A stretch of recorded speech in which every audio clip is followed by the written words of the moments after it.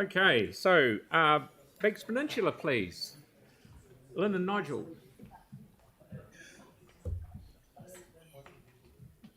Sitting in this seat today.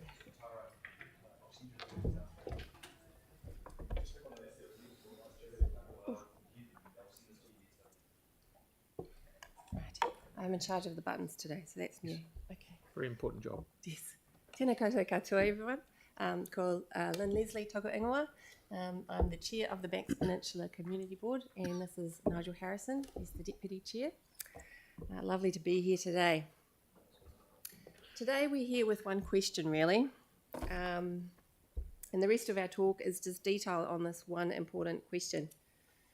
How do we keep our communities healthy, long-term, longer than a political term, with the increasing costs of natural disasters, the costs being financial and social costs, and the unfolding degradation of our water systems? This is the question we have heard from our community over and over, and what they want us to prioritise in the search for the answers of what matters most. Firstly, proactive planning for climate change, flooding mitigation, and improving infrastructure to support community resilience is an overarching priority for us. Not just how well we bounce back from extreme weather events or natural disasters, but how we prevent such negative impacts of these events. It affects every aspect of our work, goals, and direction. We support work to work faster in identifying these areas and the most vulnerable areas and help with mitigating against negative impacts. We want to highlight initiatives like the Coastal Hazard Adaptation Plan, the Little River Flooding Mitigation Group, and the Civil Defence Emergency Management as examples that we need to bolster and contribute more to.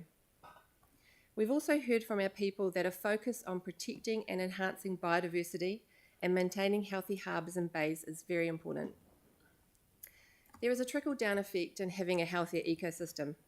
Investment in this area is paid back with a generous dividend of healthier water, healthier land, and long-term health for our people.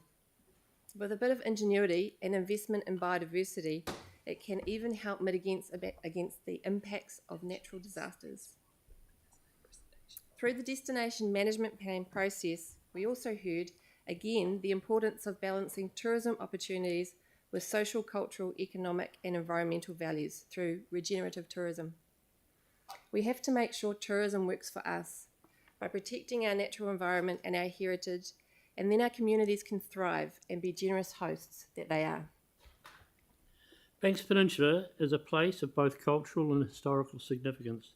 There is no better place to tell the story of early New Zealand than the Peninsula. The Board supports the maintaining and continued support of the historical aspects of Banks Peninsula, including but not limited to Takapaniki, Akaraa, Cairns Bay and Littleton museums. With a change in the school syllabus, Banks Peninsula has been increasing in the number of schools using the local museums to tell the early history of New Zealand. We also see the need to promote good social and physical connections for our communities. This includes supporting local organisations and initiatives that reduce isolation and build connected communities, as well as investing in facilities and assets that bring our community together.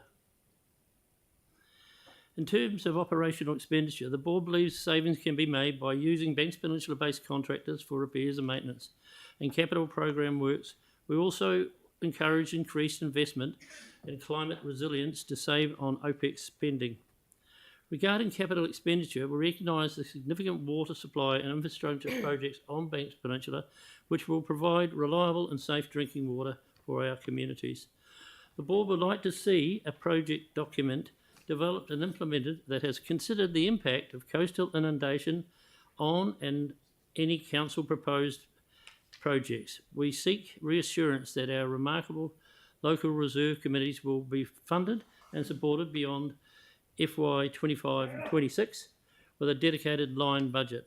We also ask Council to seriously consider bringing forward Project 57808, Devotional Water Supply Membrane Filtration, to save money and stop carting truckloads of water.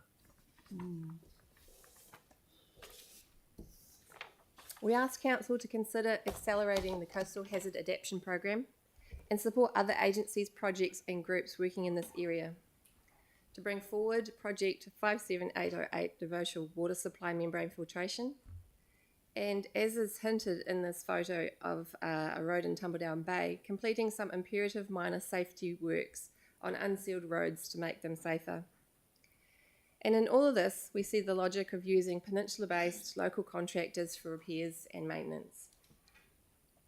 By addressing these asks, we can strengthen community resilience, protect our environment, and support local economic and social growth.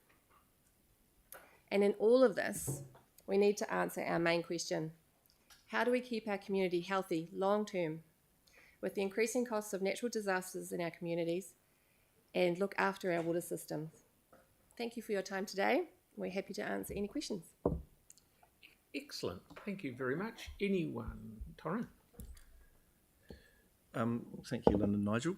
Good to see you.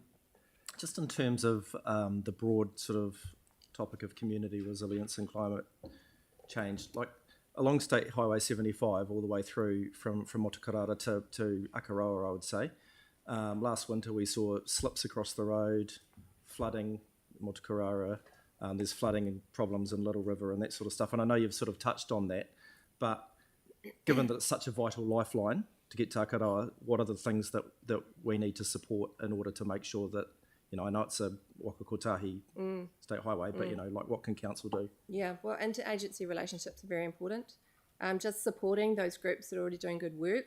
So, you know, the Little River Flooding Mitigation Group is starting to do some amazing work that can be replicated throughout the communities because it's got so many agencies involved, including ECAN and the Runanga and Waka Kotahi, plus, you know, local community groups like the Little River Wairewa Community Trust. All feeding into that, doing some good work and actually making progress and getting data back very soon in regards to scoping work that's being done. So that can be replicated in so many areas. It's just a matter of, you know, we've got all those relationships there. We just need funding, basically. Yeah. Can I quickly say something to that too? Make sure the wharfs are all usable. We might be needing them. Yes. Yep. Yep. Yanni, please. Thank you. Thank you for your submission. I was interested in your comment around fees and charges to say you support introducing parking charges at the key parks. And I just wondered if you'd support council looking to also put like on-street parking charges in Akaroa at some of the reserves as well. We did discuss this. We would have to have a very close look at that before we could comment, I think. Yeah. Right. We want some serious consultation around it. I mean, the day traffic to Akaroa is very, very important for its economy. Yeah. So we just have to understand what that might do to that economy, I believe. Yeah. Yep, great answer. Okay. Thank you very much. Very good to hear once again. Thank you. Have a good day. Yeah, thank you. Cheers. Okay, we've got Emma and Simon, please.